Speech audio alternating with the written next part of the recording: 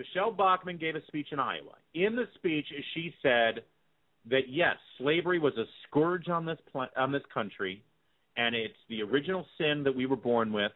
But let's not forget that a lot of our forefathers were against slavery. They tried way hard to get slavery abolished at the formation of this country. But the compromise for the Declaration of Independence and the Constitution was that the southern states would be allowed to continue to keep slavery going. But even then, as soon as those documents were signed, there was a huge, huge contingent of forefathers who continued to work to try to abolish slavery. And this is key, she said, let's not forget that our forebears continued that relentless fight until slavery was eradicated. Forebears. Now, there is a difference between a forebear and a founding father. And Chris Matthews seems to neglect to observe that distinction.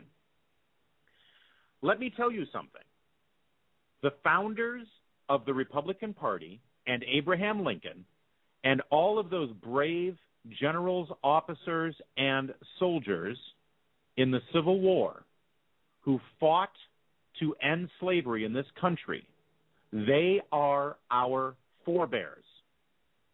They are not the founding fathers,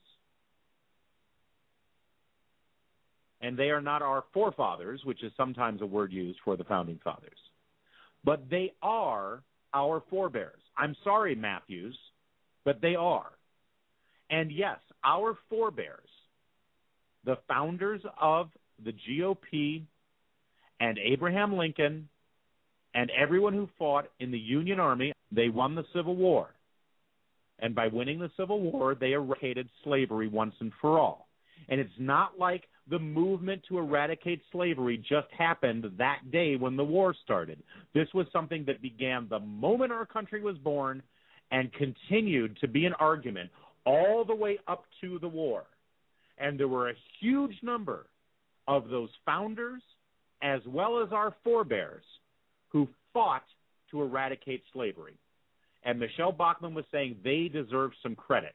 It's not like our country en masse embraced the idea of slavery from day one. It's quite the opposite, in fact. Now, she said that in her speech, not quite as thoroughly as I did just now, but that's because she wasn't anticipating this dimwit, Chris Matthews, seizing upon this like a dog with a beef bone who hasn't eaten in 3 weeks.